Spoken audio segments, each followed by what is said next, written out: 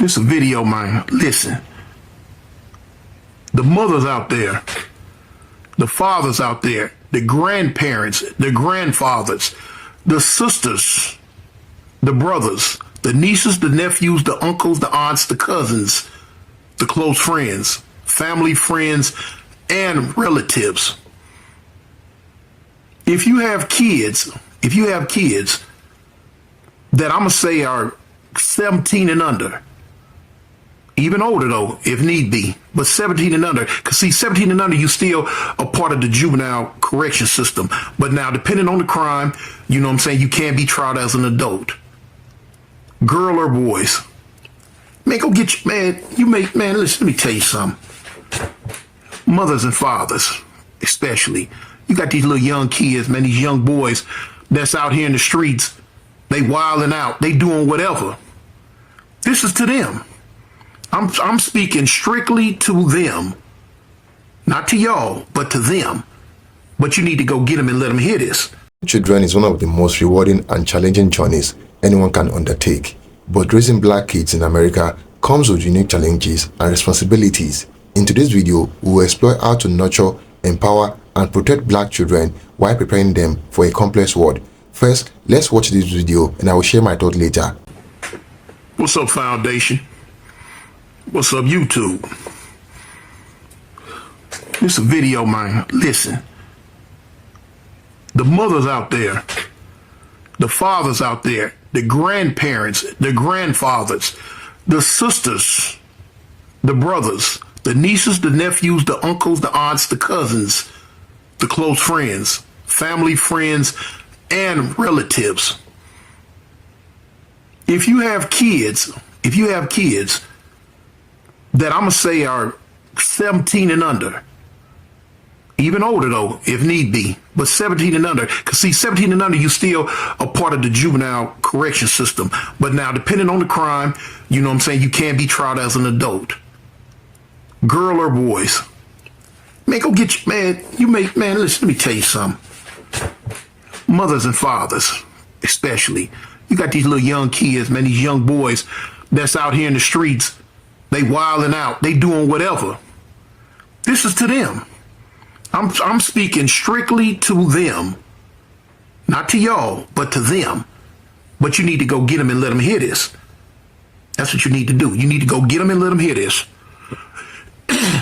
I witnessed today my partner's son, 15 years old, get into some gunplay on the runway.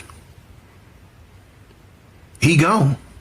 He not dead, but he going to jail now. He going to jail. He going to do a whole lot of time now for what just took place. Man, listen, I make a lot of videos, y'all. Young dudes, your homies. You know, girls too, if you in that life. But homies, if you in this life, if you in this life where you packing these guns, handguns, chopper sticks, blickies, whatever y'all call them in this day and age, and you feel it make you cool, you feel it makes you a big man, you feel it makes you somebody that's not to be messed with. If y'all feeling that way, it's a false bravado, homie. It's false. It's not. It's wrong. Because the same way you feeling about it, the next youngsters out there that's in y'all age group or whatever, even older or younger, they got the same thing, homie, and they feeling the same way about it. You know, a lot of times y'all want to pull these guns and talk crazy, and you expect for somebody to get scared, bow down, run, or whatever. But you got people out there, homie, that ain't gonna run. You got people out there that ain't gonna bow down. You got youngsters out there that's not scared. So what does that do? It puts you in a position to where either you gonna shoot them now, or you just gonna keep woofing and put your gun up and look like a buster, or you gonna let them take it from you. It all turned out bad, homie. It all turns out bad. Because now a lot of times you put yourself in a position where now you got to show out. You done did all this in front of the little girls. You done did all this in front of your homeboys. You done did all this. Now you got to show and prove, and you pull that trigger. Whether it's a fully loaded clip or whether it's semi-automatic clip, or whether it's just a revolver, you pull the trigger. Now what? You're a big man. You strong. You powerful. You tough. You did what you felt you had to do. Okay, now it's another part to that. Now the other part to that is when half the people that's standing around out there when you did it, or know about what you did because you done ran your mouth about it, when they tell on you. When them cameras that's on everybody's doorway, that's up on the walls, that's up on the top of buildings, that's on street lights, when them cameras catch you. And a week later, now you in the detective's office. Now you in the county jail on your way to prison. Different state got different laws, but now you on your way to prison for a long time, homie. So you think in your mind, oh, it ain't nothing, I can do it. You say that now. Man, I seen so many, man, in the last 40-some years, man, I did almost all of them.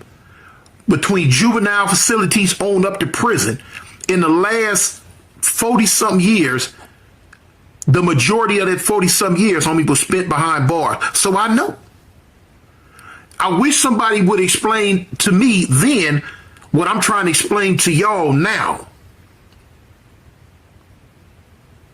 It won't register until 2-3 days later. I've seen it a million times.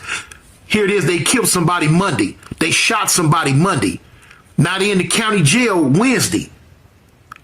By that following Monday, they crying. Mama, come get me out. Daddy, come get me out. Or if they got a girlfriend, man, help me get my bail, because they don't want to be in there no more. They don't like it no more. You can't go to sleep when you want to go to sleep. You can't sleep for as long as you want to sleep. You can't eat when you want to eat. You got to get up. Now you got a bunch of dudes in there who don't care nothing about you. They don't care how tough you think you are, because you got to run them fades now, depending on what state you're in. You got people in there going to take your stuff. They don't care nothing about you. They don't care that your mama love you. They don't care that your grandmama love you. They don't care that your father, your sister, your brother, your cousin, your kids, or your girlfriend loves you. They don't give a dang about that, homie, because they don't love you.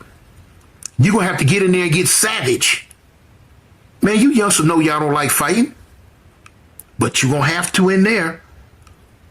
They going to take stuff from you that you don't want took from you.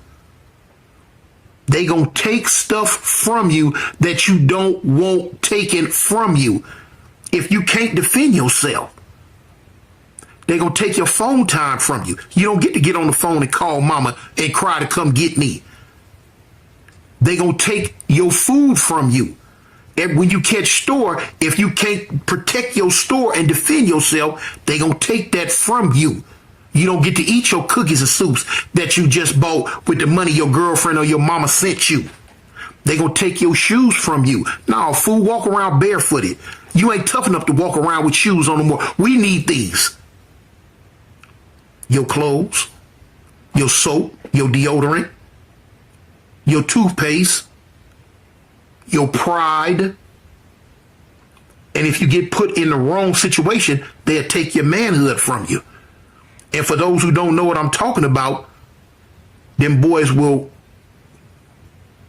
to where you showing up be crying. I done seen it over and over, y'all. But y'all don't realize that. You youngsters, y'all don't realize that, man. All y'all think about is in the moment. I want to hang with my partners. I want to look tough with my partners. You know what I'm saying? Or if you're in certain states that's really, really highly gang oriented, I want to bang. I want to kick it with the homies. We going to put work in. We're going to do all this. But then it gets show enough real when you go do this because you feel you obligated to do it because you down for the set. It get bad on you when the same dudes that was in the car with you be the same ones that point you out on that stand.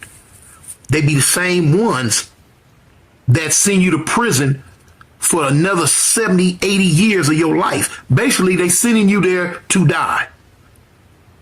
It ain't nice, homie. Them hard beds, them steel floors, it ain't nice.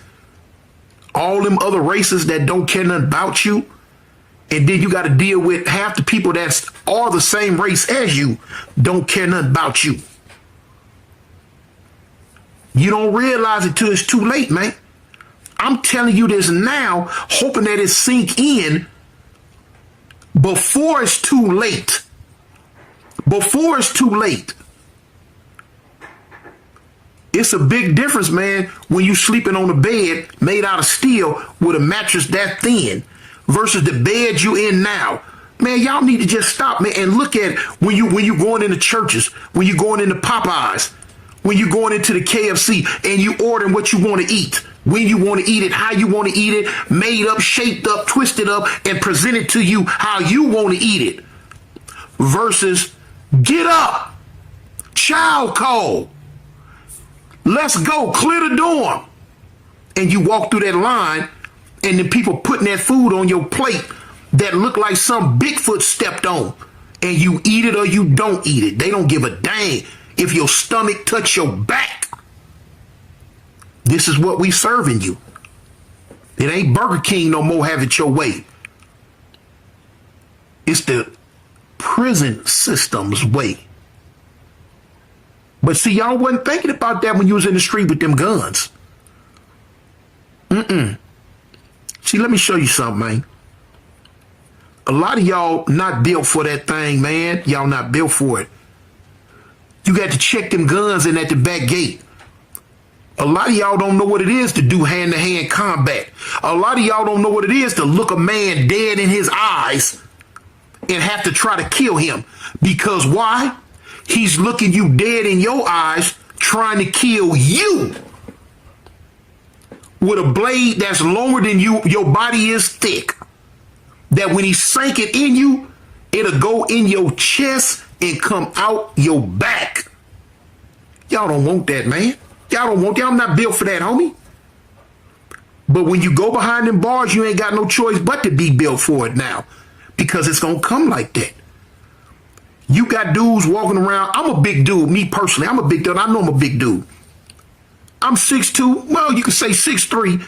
Man, I weigh 355. You got dudes in that prison system, man, that make me look like a crumb. You feel what I'm saying? That even I look up and say, God dang, this fool big. You feel what I'm saying? And when you come at that's their world. When you come into their world, they gonna look at you like you a piece of meat, homie. They gonna look at you because they know now that you ain't nothing but a lamb. Y'all, but y'all think y'all tough. Y'all don't take what I'm saying as offensive to y'all. I'm just giving it to you in real. And when they come for you, you know what they gonna tell you? Welcome to my world. You had to check them guns in at the back gate. You ain't got that gun no more, son. You can't drive past me at 80 miles an hour and shoot up everything on the streets. No, homie. You got to look me in my face and do something to me if you don't want me to do something to you. And if it ain't in you, homie, you seen a bad day. But why go through it when you can stop it now? You can stop it now, homie. Love don't love nobody. You got to love yourself. You got to love your family, man. See, I didn't know no better. I loved the streets more than I loved my family because I was young and stupid. And it took me many, many years to realize that the streets didn't love me the way my family loved me. You know what I'm saying? It's going to be a many nights when you up in there and you hear them bars closing. You can't win. You ain't going to never outlast that steel and that cement. It was there before you was born. It's been there your whole life on this planet. And it's going to be there when you dead and gone, man. You not going to win against that steel and that cement, homie. You're not going to win. You're not going to outlast it. You're not going to outfight it. You can't whoop it. It's going to whoop you. It's going to whoop you, man. It don't have to whoop you to the point to where you just lay down and give up, which a whole lot going to do that. But it'll whip you to the point where you say, man, why did I do what I did? If I could just go back in time and do it different. If I could just have one more chance. Do you know how many dudes sitting in prison all around the United States, in the feds and the states, that plead and when they behind closed door, cry real tears and tell God, if you just give me one more chance, I promise you I'll do it right. God, if you just give me one more chance, I promise you I'll do it right. The majority of them ain't gonna get that chance. The majority of them not gonna get that chance, homie. And if you listen, and if you on the streets right now, and you listen to me, and you listen to what I'm saying, this is your chance. This is your chance, homie. Don't blow it. Put them guns down, man. Put them guns down. You know, it's a saying, if you live by it, you die by it, homie. You got some people, homie, that's in prison never coming home, but they are considered the lucky ones. The unlucky ones are the ones that's over there in that field that's making a hump in the ground right now.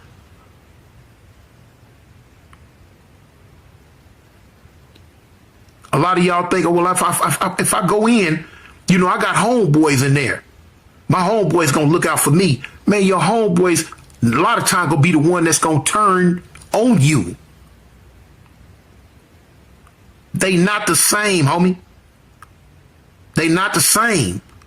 Yeah, y'all might have ran together when y'all was young kids, but now they been gone for 4, 5, 6, 7 years. You ain't seen them. Then when you do come to prison behind them, you like, oh man, what's up? You better look into their eyes. You better look into their eyes, homie. Because when you look deep into their eyes, 9 times out of 10, homie, what you seen when y'all was kids, that look ain't gonna be there no more, homes. It ain't gonna be there no more. They don't care nothing about you. It's every man for himself when it push come to shove.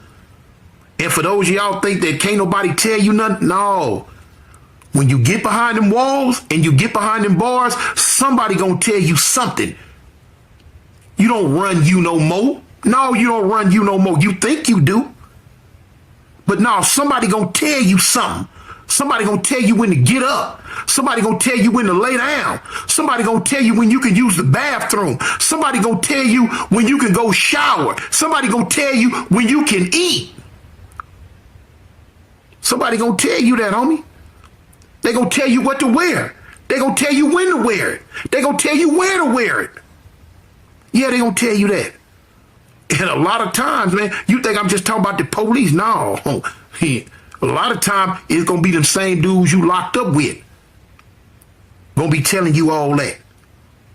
I know a lot of y'all sitting there now smoking blunts, got your heat in your hand, checking me out. Huh, man, that old fool tripping. Man, that old fool don't know what he talking about. Ain't nobody going to tell me nothing. Yeah, I'm doing this, I'm doing that. All that sound good right now. All that sound good. Man, I've seen a whole lot of them come through them gates, come through them walls, come through them doors with that tough stuff till they get themselves. Till they get themselves. That tough stuff go out the window, man. I done seen a lot of them. You know? I done seen a lot of them. Now it's time to show that you're a man. Now it's time to show you can get out. And when I say till I get themselves, a lot of places like in Alabama prison system, a lot of y'all gonna come in there. You're gonna be a part of some type of group. Now, when I was in there, like when I say, the reason why I say till they get themselves, you know, you came in and talk about you was a Crip. You wasn't finna Crip up in there around me for free. You had to show you was about that life.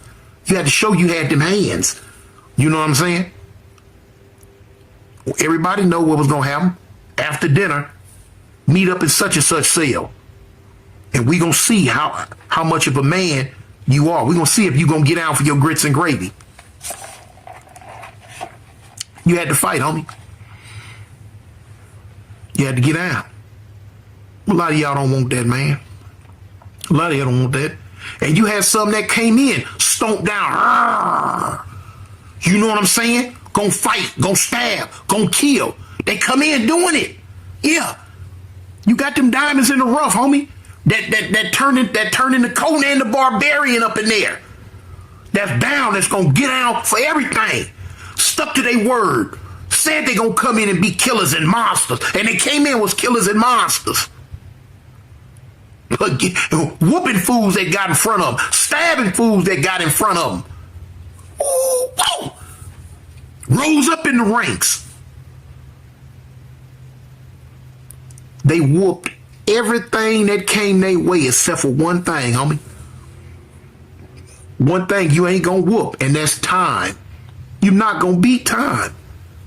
That time gonna whoop you in the end. That time gonna catch up with you. 5 years done went by.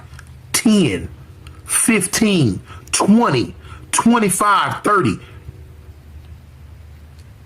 You're not that guy no more. You tired. You want to go home. You don't want to fight no more. You don't want to stab no more. You don't want to put the set first in front of your family no more. You just want to go home to whatever type of family you may have left.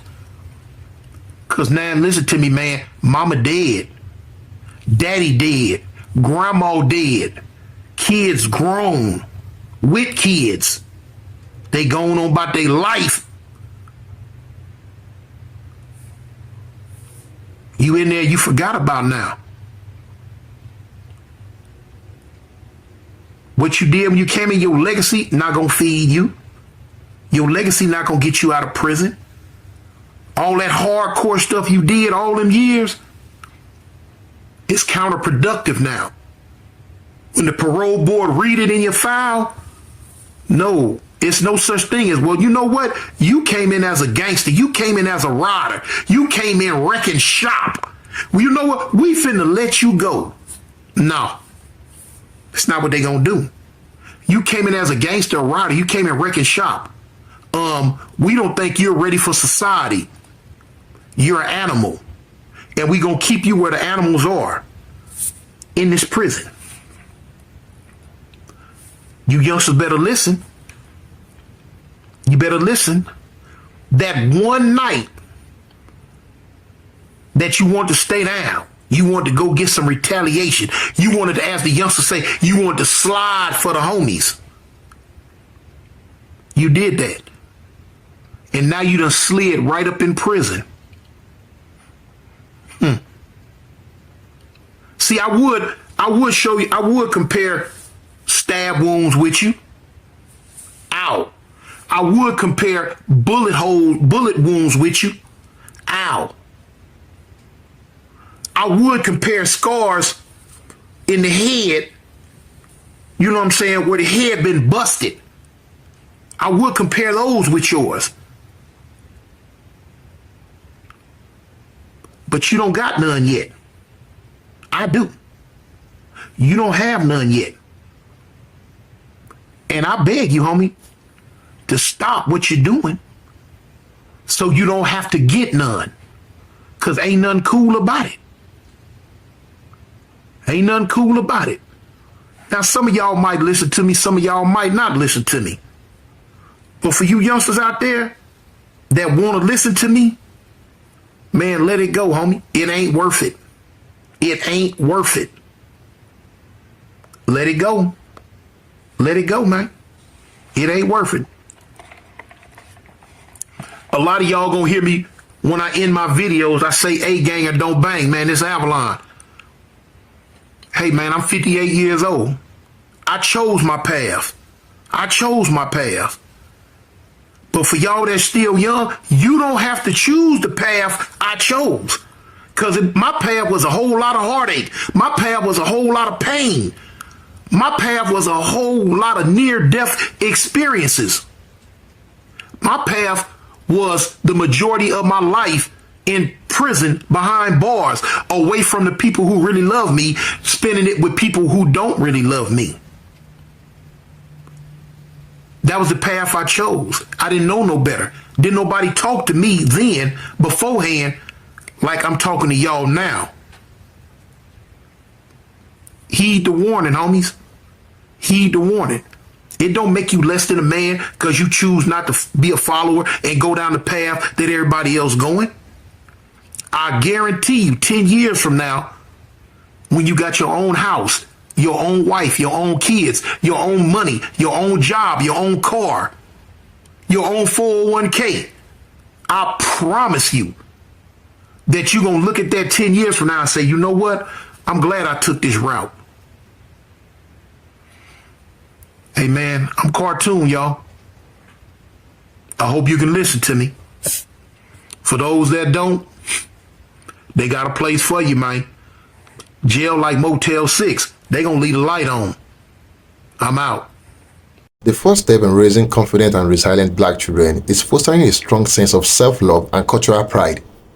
It is essential to teach them about their history, achievements, and the beauty of their heritage. Books, movies, and conservations that highlight black excellence can help children understand that their potential is limitless. Representation matters, and it starts at home. While every children should feel safe and valued, black children often face unique challenges, including racial biases and systemic inequities. Preparing them for this reality is crucial. It is important to have age-appropriate conversations about race and racism, empower them with the knowledge to recognize biases and the tools to respond safely and confidently. Education is a powerful tool for empowerment. Advocating for your child's education means ensuring they have access to resources, opportunity, and supportive environment. Get involved in their schooling, know their teachers, stay informed about their curricula, and advocate for diversity and inclusion in their classrooms. Beyond academics, expose them to activities that nurture their interests and talent. Raising black kids in America takes a village. Surrounding them with a strong support system of family, friends, mentors, and community is invaluable. Look for organizations and groups